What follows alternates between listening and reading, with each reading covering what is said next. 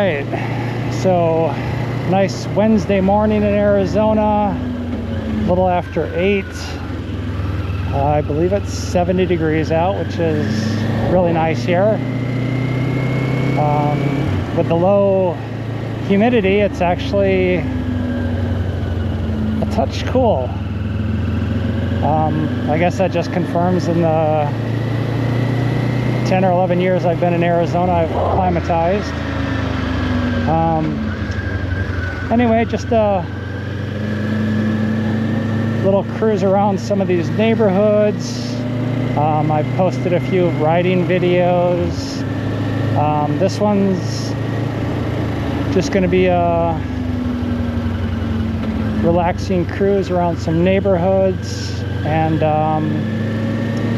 I guess some background. So yeah, I've been riding for the most part since 1990. Got my first bike when I turned, well, yeah, right around 20. It was a Kawasaki Ninja 250.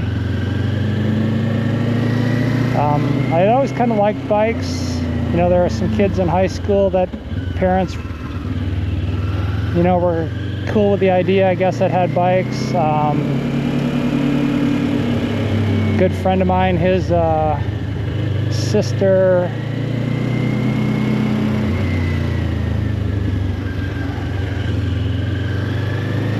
you know, one of her boyfriends had a bike. I think his older brother might have had a bike. So I was kind of around him, never rode one. Then in '89, my friend got a Ninja 250. So I got a chance to, you know, ride on the back of that, which was pretty cool, and that pretty much cemented my desire to get a motorcycle. He started on a Ninja 250, so that's probably why I got that bike. Maybe if he'd gotten something else, maybe I would have gotten something else.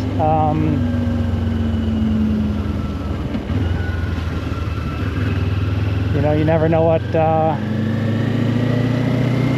how things would be different if different choices were made. But anyway, yeah, got a 250 Ninja. Quick little story on that. You know, I'd made up my mind to get the bike. Came home from college for spring break. You know, took the bus back from Madison, Wisconsin. As soon as I got home, asked to borrow the car. Went to the DMV, took my temps. Stopped at the dealership. Bought the bike. They needed a day or so to prep it, and it's been ages and ages, but I think with taxes and everything it was like $3,600, something like that, which I guess 30 plus years ago is, you know, it doesn't sound like much now, but back then it was probably similar to, you know, what the Ninja 500 is going for if you adjust for inflation and stuff. Yeah, and then the day later, you know, I walked the 4 miles or so from my parents' house to the motorcycle dealership, picked it up. You know, never having ridden a motorcycle before, you know, like a bunch of people online, you know, had similar sort of starting from a stop issues, kept killing it.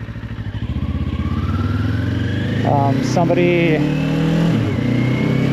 that had actually gone to high school gave me a couple little pointers. Not exactly, you know, the best advice, but it got me going until I got a feel for, you know, the engagement point of the clutch and friction zones and stuff like that. but I wasn't, you know, a danger to myself or anybody else. You know, because if you stall the bike while you're trying to pull out into traffic or something like that, I mean, you know, you're at risk of getting run into. But anyway, yeah, that first bike, you know, taught me a lot of the dynamics. You know, it didn't have a ton of power, so you had to keep some momentum up in the turns. But it was fun. Used to tear all over Wisconsin on that. Had the thing for about 5 years, put close to 30,000 miles on it. You know, it was rock solid, bulletproof. It was a great starter bike. And then in '95, you know, 25 years old, still relatively young. You know, the thing is you know, you want to upgrade, you want something quicker, faster, whatever. So I bought the what was then the first generation for the Kawasaki Ninja ZX-6R. You know, went from maybe what the Ninja 250 had, maybe 30 horsepower to 90 or, you know, 80 something at the wheel. And that was from a performance standpoint, that was a revelation.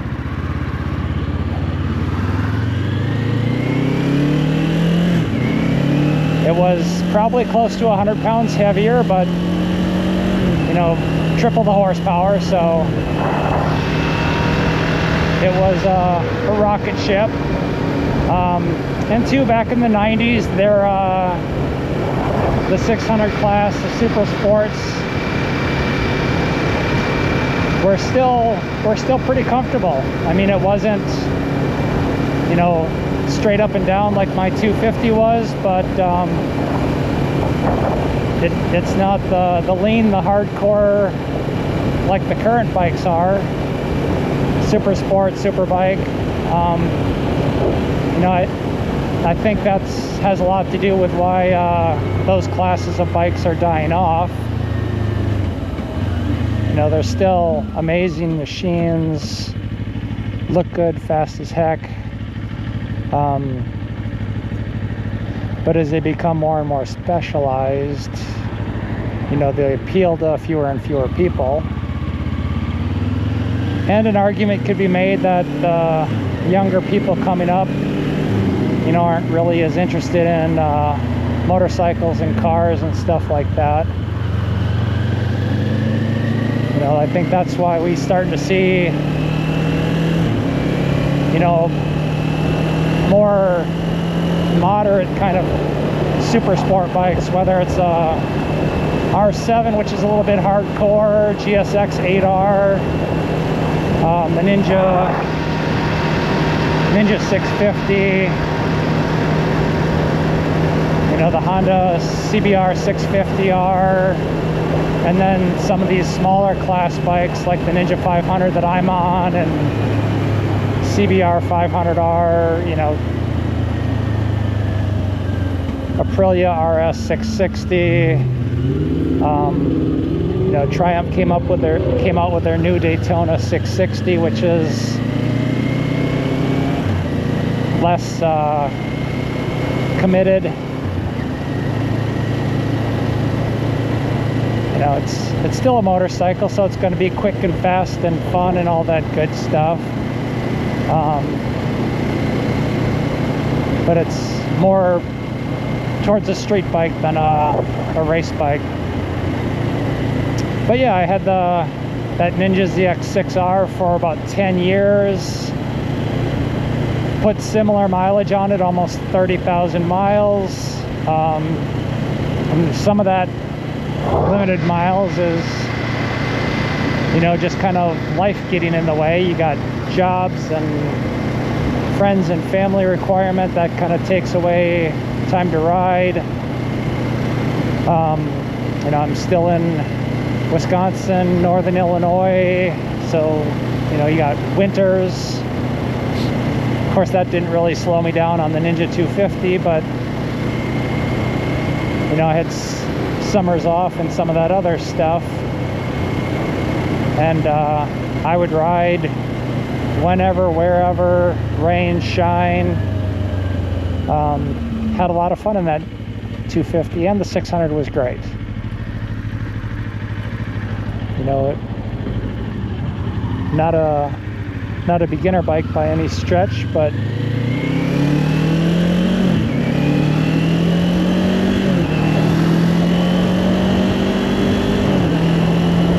it certainly wasn't too extreme.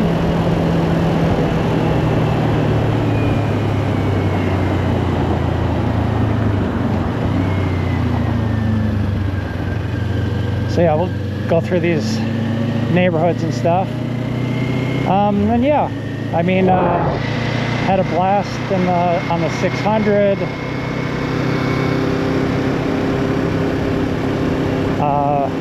Had an awesome trip with the friend of mine.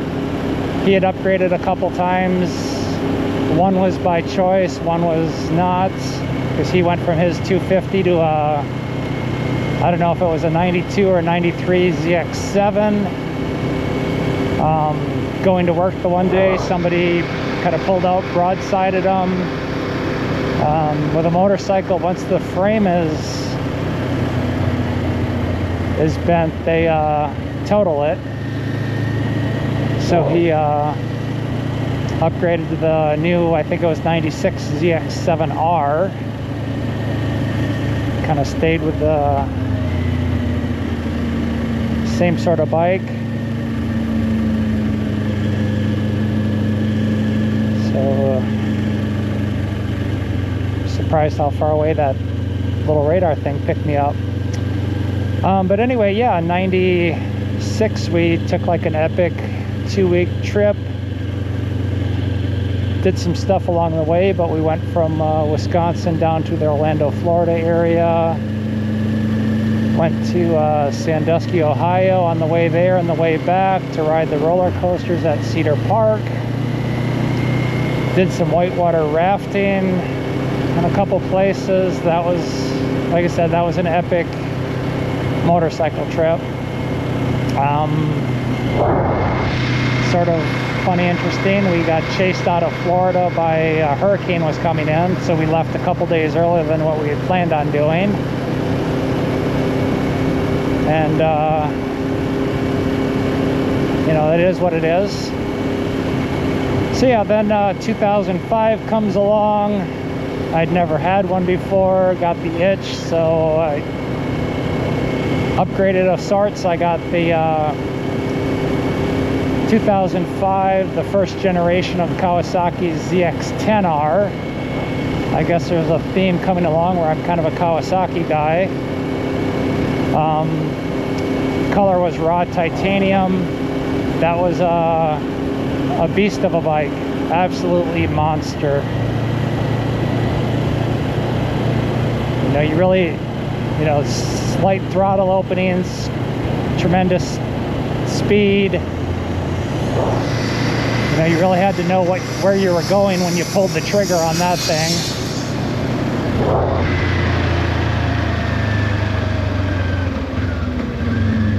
Do like 100 miles an hour or so in first gear, 125 in second gear.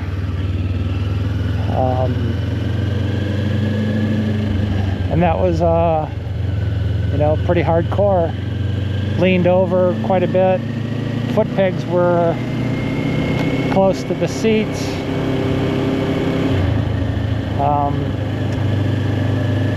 And it's interesting when you've got unlimited power. Well, not unlimited, but you know, it kind of makes you feel like an apex predator. You know, there weren't any cars, Mustangs, Camaros, Corvettes, Ferraris, Lamborghinis. I mean, you got a 430-pound bike with 160 or so horsepower at the tire. There's not a whole lot that's going to touch it. So it was an awesome bike. Rode that for about 11 years. Only had about 20,000 miles on it when I got rid of that.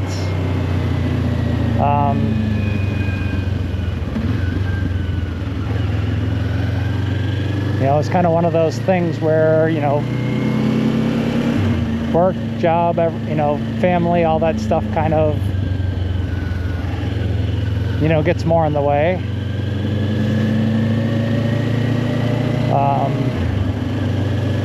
So yeah, that was,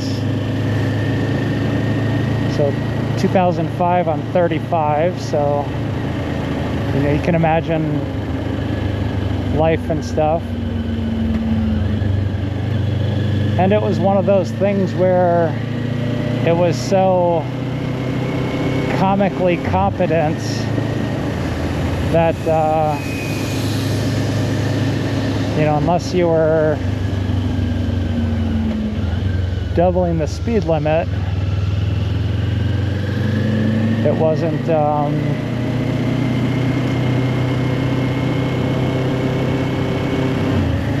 as fun to ride as some of the other bikes. At least for me, I guess too much is too much. It was still an awesome bike. The reason I got rid of it, we moved here to Arizona where it's super hot in the summer, and I know I'm riding a bike in Arizona still.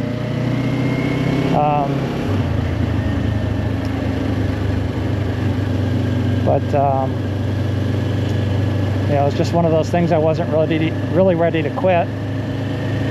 So yeah, I took a little bit of time off after getting rid of the ZX-10. I had gone for a few rides when it was 110 out, between the ambient temperature, the heat coming off the pavement, the heat coming off the engine. I wasn't enjoying it Roadrunner.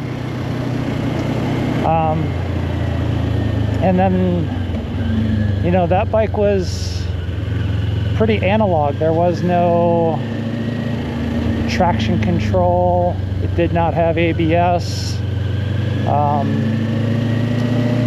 The ABS is a nice feature to have, but at the same time,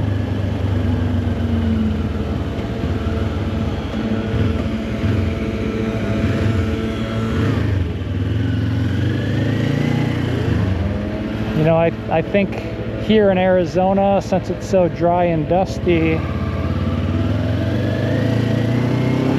traction control on that bike would have been more useful. I'd kind of gotten used to riding a certain way when we were in Austin, Texas. More rain and stuff, so the roads tend to be cleaner. Here, dry and dusty, we'll go months without getting rain. And when you've got that kind of power and torque on tap, you know, it's easy to light up the rear tire. I can admit I don't think I have the skill to routinely get away with that. So yeah, between not being able to get on it like I like to, and then the heat, it was time to get rid of the bike. So yeah, a few years go by, get a job at the post office. Some of my coworkers have bikes. That reignited the itch to ride again. But I'm still in Arizona, so my thought process kind of revolves around, you know, how much am I going to ride this thing? Am I going to enjoy riding again? So I didn't really want to spend a whole lot of money on a bike. So then I think in 2018 the Ninja 400 came out, so I bought one of those in 2019, or a 2019 model, and yeah, that reignited the fun of riding again. And you know, when it's over 100, you know, then I just take the car. And I didn't feel all that, I don't know if guilty is the right word, but you know, I didn't have $20,000 tied up into a bike that I wasn't using a whole lot because of the heat. Anyway, rode that for close to a year. One of those things where on a bike, if you take your eye off the ball, you know, you're more at risk of things, and that's pretty much what happened to me. I was going to work, I believe it was late October. The weather was absolutely fantastic. Oh, we got a little cul-de-sac area here. So yeah, I'm marveling at how awesome the weather is commuting to work. It's, I don't know, 6:15 or so. So it's actually dark here. The sun's just ready to peek over the horizon. And going down some of these, well, arteries that are in town where the speed limit's 45, I'm cruising along about 50, enjoying life. And then I look, and right in the middle of the lane where I'm heading is a rock, a big one. I think it fell off like a landscaping vehicle.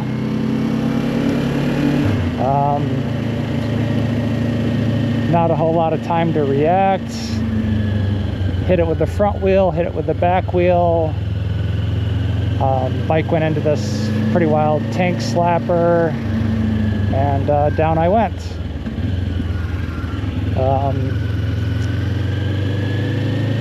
And something didn't feel right, so it's like, yeah, went to the hospital, a couple broken ribs, punctured lung. So yeah, it's kind of funny I'm still riding, but anyway, so that kind of put an end to the 400. And sure enough, you know, about 5-6 months later, I'm fully healed. I get the itch to ride. The 400 was great. Thought I wanted a little more get up and go, so I'm looking around. I see a used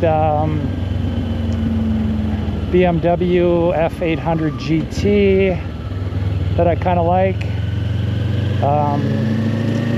I was told I could take it for a like test ride, so I was looking to do that. And then when I get there, they're like, no, we can't let you take it for a test ride. So in a sense, that should have been a red flag for me. No, not that I did buy the bike, but not that there was anything wrong with it. But having sat on it and stuff, and I don't know, it felt different. So yeah, I bought it, rode it for, I don't know, close to 4 years. Liked it when I was on it, but I didn't crave riding it. So yeah, you know, there'd be times it'd be like, well, when was the last time you rode it? And I'd go out and the battery'd be dead, so I'd have to plug in the tender. And after you do that a few times, the battery doesn't come back, so a new battery. You know, it's kind of embarrassingly to say that, you know, with that bike I put on, in the maybe 4 years I've had it, less than 4,000 miles.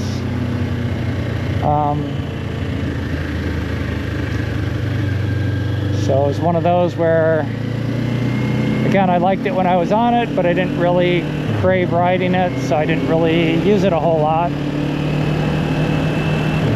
And paying insurance and stuff like that on it, so it's like, well, let's go back to Kawasaki and see if that reignites my desire to ride. So I traded it in on this, and yeah, I'm back to enjoying riding again. I don't know if there's just a feel for things. I suppose I cannot rule out that, you know, maybe I didn't like it because it was used. I mean, that's a possibility. All my other bikes have been bought brand new.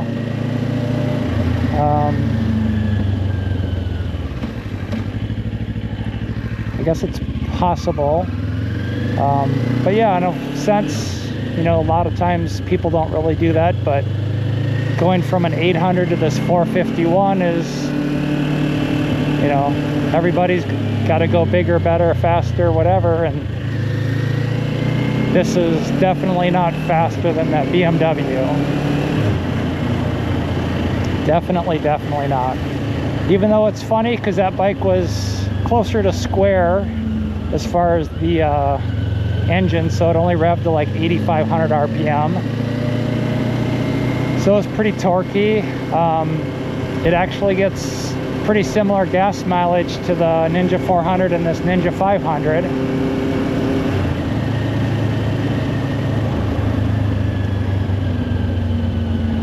But yeah, I'm glad to be back on a Kawasaki again. There's, I don't know if it's a rider triangle feel.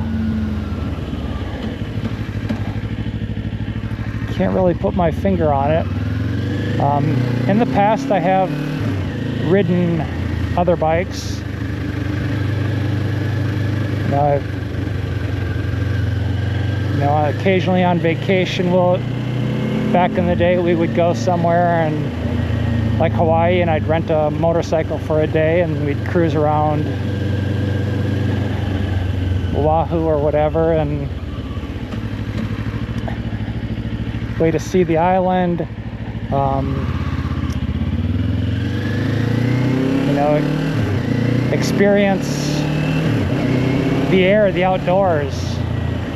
I mean, that's one of the things I like about riding a motorcycle is, you know, you're in the elements. You can kind of smell the flowers or whatever as you're,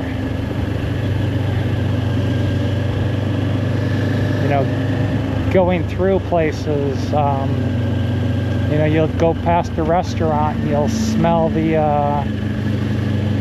hamburgers or pizzas or, you know, whatever. Sometimes, depending if they, you know, which way the wind is blowing and venting outdoors and stuff. You know, good and bad. You know, I probably can't count enough times you're riding through Wisconsin and you'd smell a skunk that had, you know, came to the end of its life via car or truck. So not all the smells and experiences are good, but it's just one of those neat things. You know, it's a bit different than riding with the windows down in the car too. I mean, you get some of that in the car, but looking through the windshield is kind of like, you know, watching things on the TV.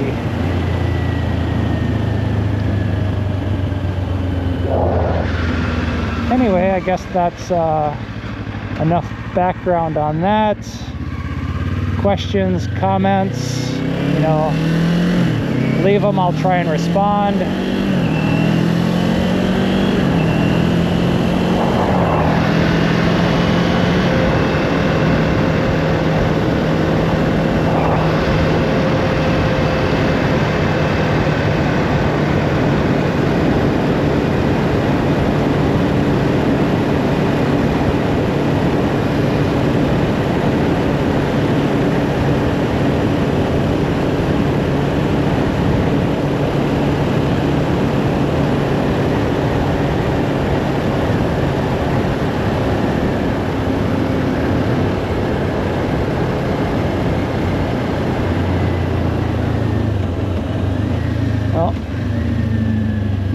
cop's pulling somebody over. Bad boy, what you gonna do?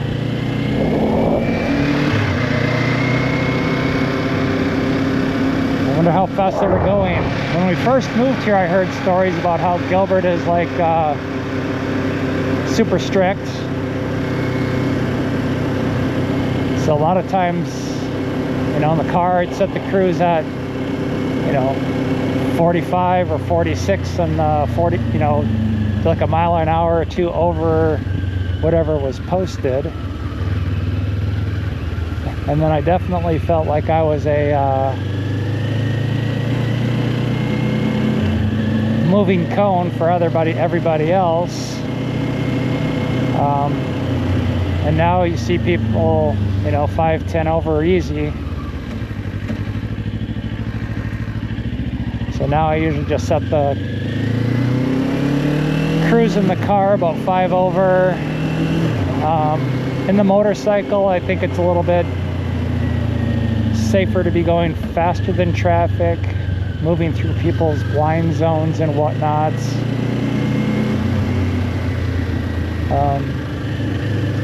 But yeah, I mean, for the most part, I just go with the flow. Anyway, we're getting close to home here, so we'll call this a video.